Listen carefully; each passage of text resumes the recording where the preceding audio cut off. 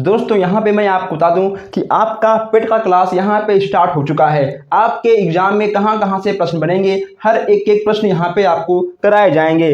चाहे आपका भारतीय अर्थव्यवस्था हो, भारतीय संविधान एवं लोक प्रशासन, समान हिंदी, प्रारंभिक अंग्रेजी, भारतीय इतिहास, भारतीय राष्ट्रीय आंदोलन, भूगोल, समान हिंदी, समान अंग्रेजी, तर्क एवं तर्क शक्तियाँ, या फिर आपका समान जागरूकता हुआ, या फिर आपका ग्राफ हुआ, या फिर आपका हिंदी गद्यांश हुआ, हर टाइप के प्रश्न यहाँ पे आपको कंटिन्यू कराए जाएंगे। इसके साथ साथ आपका प्रैक्टिस सेट भी यहाँ पे कराया जाएगा। जो हमारे भाई बहन नए हैं, अभी तक चैनल को सब्सक्राइब नहीं किए हैं, सब्सक्राइब कर लीजिए ताकि कोई भी क्वेश्चंस आपका मत छूटे और कोई भी प्रैक्टिस सेट आपसे मिस ना हो। क्योंकि इस बार का यहाँ पे लक्ष्य है 80 प्लस, ठीक है, 80 प्लस इस बार आप सबको लेकर आना है, एक को दो को नहीं। जितने लोग इस वीडियो को देख रहे हैं सबको इस बार पेट में 80 प्लस लेके आना है। क्योंकि यहाँ पे आज से आपको बहुत ही जबरदस्त क्लास मिलने वाला है, कंटिन्यू आपको ऐसे मिलता रहेगा। इसके साथ साथ आपको प्रैक्टिस सेट भी करना होगा, एक भी प्रैक्टिस सेट आपको नहीं छोड़ना है, एक भी क्लास आपको नहीं छोड़ना है। 100% मैं कहता हूं यहाँ पे आपका 80 प्लस नंबर जरूर आएगा। आप लोग प्लीज इस वीडियो को अधिक से अधिक शेयर करिएगा, ठीक है, ताकि और लोग भी जुड़े और सबका 80 प्लस नंबर यहाँ पर आ जाए। और आप लोग प्लीज चैनल को सब्सक्राइब कर लीजिए। हेलो दोस्तों, वेलकम टू प्रदीप स्टडी अड्डा। दोस्तों आज हम लोग यहाँ पर भूगोल में सौरमंडल, स्थलमंडल और वायुमंडल देखने वाले हैं। तीनों मंडल को हम लोग आज एक ही क्लास में ख़त्म करने वाले हैं। भूगोल से कहीं ना कहीं आपके पेट में एग्जाम में 5 नंबर के क्वेश्चन आते हैं। अगर आप चाहते हो कि आपका 5 नंबर फिक्स हो जाए तो आपको यह पूरा क्लास लेना होगा। जो हमारे भाई बहन नए हैं, अभी तक चैनल को सब्सक्राइब नहीं किए हैं, सब्सक्राइब कर लीजिए, ठीक है, नहीं तो फिर आगे आप पछताओगे। क्योंकि यहाँ पे अब आपको कंटिन्यू हर एक क्लास मिलेगा, हर आपका एक प्रैक्टिस सेट भी कराया जाएगा। तो हम लोग देर ना करते हुए चलते हैं आज की क्लास की ओर। प्लीज़ आप लोग इस क्लास को अधिक से अधिक शेयर करिएगा। देखिए यहाँ पे आपको भूगोल में हम लोग सबसे पहले देखने वाले हैं सौरमंडल। यहाँ पे आपको जितने चीज़ें दिख रही हैं हम लोग हर एक चीज़ों को टेस्ट नहीं करेंगे, जो आपके एग्जाम में आते हैं, ठीक है, जहाँ से प्रश्न आपके एग्जाम में बनते हैं सीधा यहीं से उठाकर प्रश्न आपके एग्जाम में रखे जाते हैं, उन सब चीज़ों को हम लोग देखने वाले हैं। सबसे पहले यहाँ पे आपका पहला पॉइंट है, देख लीजिए कि सूर्य तथा उनके चारों ओर पृथ्वी परिभ्रमण करने वाले ग्रह, उपग्रह, धूमकेतु, उल्कापिंड एवं क्षुद्र ग्रहों के संयुक्त रूप से सौरमंडल कहा जाता है। दोस्तों ये चीज़, ठीक है, आपका थ्योरी है, आप इस थ्योरी को खुद भी पढ़ सकते हो, समझ सकते हो। बस केवल जो मेन पॉइंट है उसी को हम यहाँ पर आपको समझाने वाले हैं। अगर हम आपको थ्योरी बताएंगे तो कहीं ना कहीं क्लास बहुत लंबी हो जाएगी और थ्योरी आपके एग्जाम में नहीं आएंगे, आपके एग्जाम में सटीक आंसर ही आते हैं। वही चीज़ यहाँ पे आपको देखना होगा। ओके दोस्तों, चलिए अब यहाँ पे सबसे पहले आप यहाँ देखिए सौरमंडल के कुछ महत्वपूर्ण तथ्य। यहाँ पे कहा गया है सबसे बड़ा ग्रह आपका कौन सा है, बृहस्पति है। सबसे छोटा ग्रह आपका कौन सा है, बुध है, ठीक है। पृथ्वी का उपग्रह कौन है, पृथ्वी का उपग्रह आपका चंद्रमा हो जाएगा। सूर्य से सबसे निकट ग्रह आपका कौन सा है, सबसे निकट और सबसे छोटे में आपका बुध आएगा, ठीक है। आप लिख लीजिए कि सूर्य का सबसे छोटा ग्रह और सबसे निकट ग्रह आपका बुध आएगा, ठीक है। नेक्स्ट यहाँ पे आपका है कि सूर्य से सबसे दूर स्थित ग्रह कौन सा है, आपका टिक हो जाएगा बुध, जो कि आपका सूर्य से सबसे दूर स्थित है। पृथ्वी के सबसे निकट ग्रह आपका कौन सा होगा, शुक्र हो जाएगा। सबसे चमकीला ग्रह आपका कौन सा है, शुक्र है। आप नोट कर लीजिए, पृथ्वी के सबसे निकट ग्रह कौन सा है, शुक्र है। सबसे चमकीला ग्रह आपका कौन सा है, वो भी आपका शुक्र हो जाएगा, ठीक है।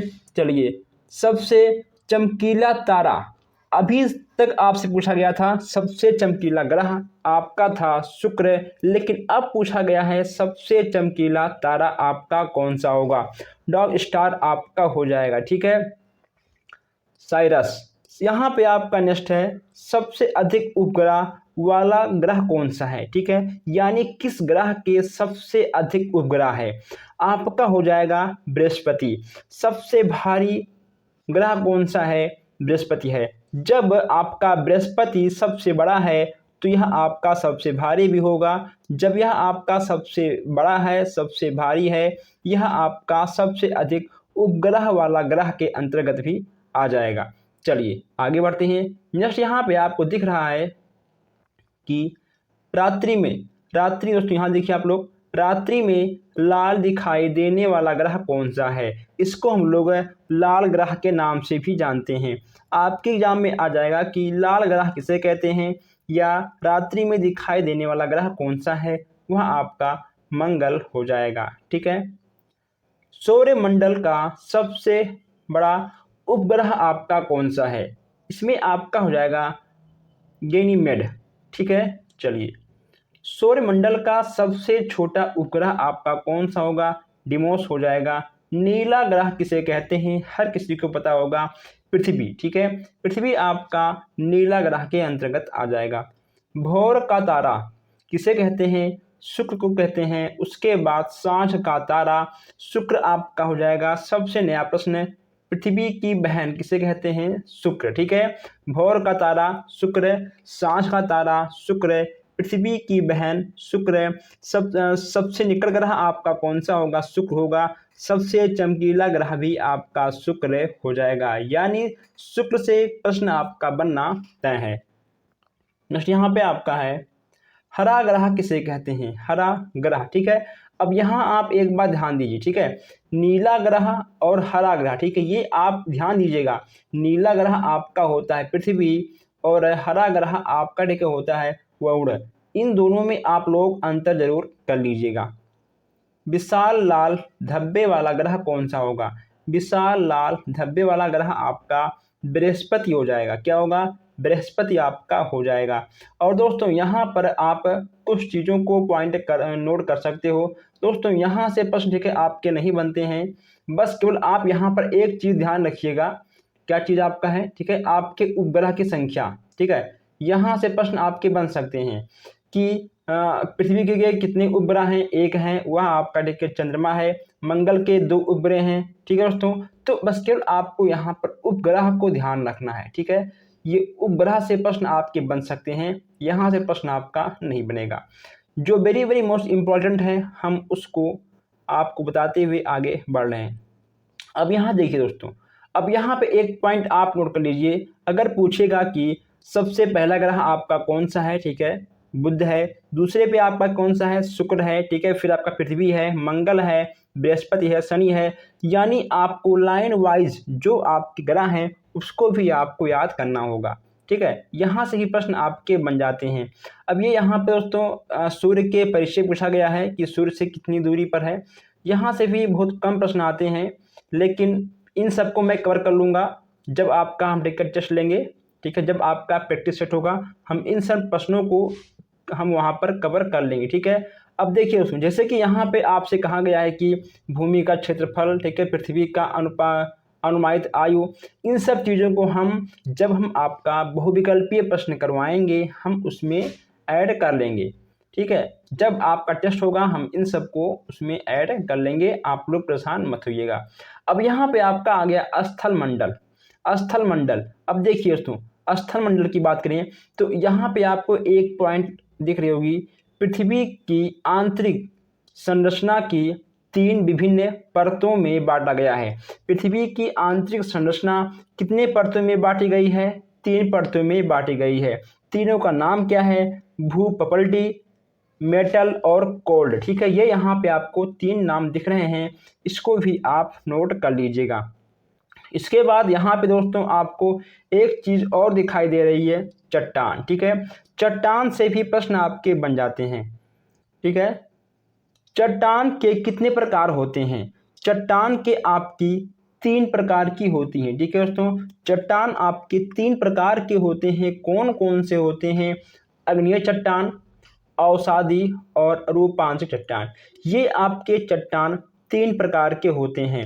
इसके साथ साथ आपके एग्जाम में प्रश्न यहाँ से भी बन जाएंगे कि अग्नेय चट्टान से हमें क्या मिलता है।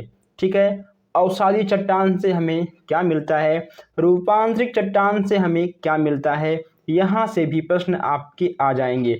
जैसे कि दोस्तों आपका अग्नीय चट्टान है, ठीक है। तो यहाँ से हमें ग्रेनाइट और बेसाल्ट मिल जाता है। उसके बाद अवसादी में दोस्तों कहीं ना कहीं बलुआ पत्थर, चूना पत्थर, ठीक है, सेल वगैरह हम सबको मिल जाता है। तो यहाँ से भी प्रश्न आपके आ जाते हैं।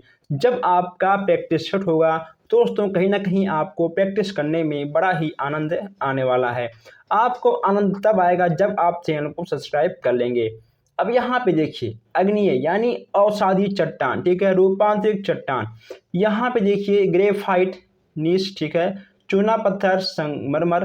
दोस्तों इन सबको भी आपको नोट करना है, ठीक है, इसको भी आपको नोट करना तो कर लेना है। इसके बाद यहाँ पर देखिए भूकंप से भी प्रश्न आपके एग्जाम में आ जाते हैं। भूकंप के दौरान 3 प्रकार की तरंगों का उद्भव होता है। भूकंप के दौरान कितने प्रकार के तरंगों का उद्भव होता है? 3 प्रकार के तरंगों का उद्भव होता है। कौन कौन सा होगा आपका? PSL, ठीक है, यानी आपका प्राथमिक, द्वितीयक और तृतीयक, ठीक है दोस्तों। यहाँ पे आपको 3 प्रकार के तरंग देखने को मिल जाते हैं।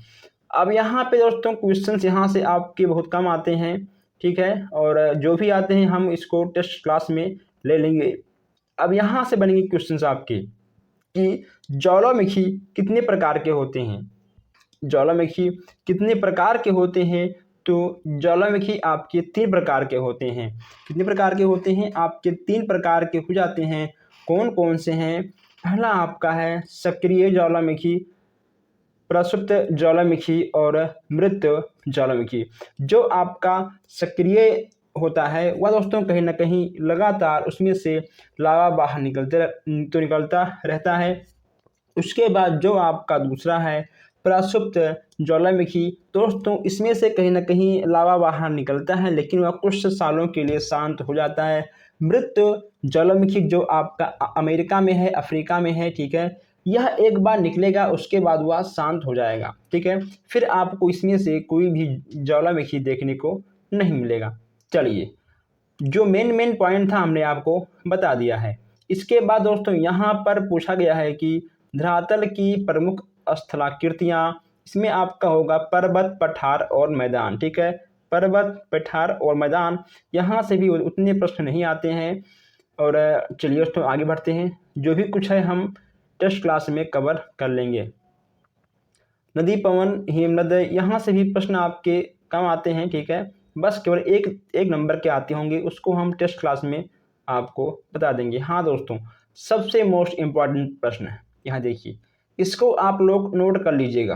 1 मिनट, इसको आप लोग नोट कर लीजिएगा क्योंकि यहाँ से प्रश्न आपके बन जाते हैं।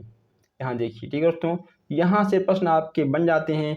यहाँ पे कहा गया है कि वायुमंडल का संगठन, ठीक है, देखिए, यानी कौन सी गैस कितनी परसेंटेज है, ठीक है, आपका नाइट्रोजन कितना है? 78% है। आपका ऑक्सीजन कितना है? 20.92 यानी 21%, ठीक है। आर्गन दोस्तों आपका कितना है? 0.93। आपका कार्बन डाइऑक्साइड कितना है? 0.03। नियाल आपका कितना है? 0.0018। हीलियम कितना आपका है? हीलियम आपका है 0.0005। ओजोन कितना आपका है? 0.00006, ठीक है। उसके बाद यहाँ पे आपका है हाइड्रोजन कितना आपका है?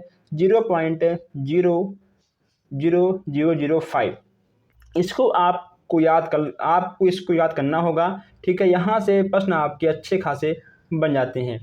इसके बाद दोस्तों आइए हम लोग आगे बढ़ते हैं। यहाँ पे आपको कुछ और मोस्ट इम्पॉर्टेंट चीज़ें देखने को मिल जाती हैं। देखिए, ठीक है, यहाँ पे आपको वायुमंडल की संरचना, ठीक है, आपका क्षोभ मंडल है, ठीक है दोस्तों, पहला आपका क्षोभ मंडल है, समताप मंडल है, मध्य मंडल है और आपका है, ठीक है, आयन मंडल। इसके बाद आपका है बहिमंडल। आपके 5 मंडल हैं। कितने हैं दोस्तों? ठीक है, आपके वायुमंडल में 5 मंडल आपको देखने को मिल जाएंगे और इन 5 में आपको अलग अलग चीज़ें भी देखने को मिल जाएंगी। जो दोस्तों यहाँ पे आपका पूरा थ्योरी लिखा गया है, थ्योरी हम यहाँ पे आपको समझाकर आपका टाइम खराब नहीं करेंगे, ठीक है। जब हम आपका टेस्ट लेंगे, जब आपका प्रैक्टिस सेट होगा, उसी में हम वहाँ पर प्रश्न आपको मिलेंगे और वहाँ से क्वेश्चंस को उठाकर हम आपको समझाते हुए आगे बढ़ते रहेंगे, ठीक है दोस्तों। जो हमारे भाई बहन नए हैं, अभी तक चैनल को सब्सक्राइब नहीं किए हैं, सब्सक्राइब कर लें ताकि कोई भी क्लास आपसे मिस ना हो। तो दोस्तों हम मिलते हैं फिर आपसे नेक्स्ट क्लास में। धन्यवाद।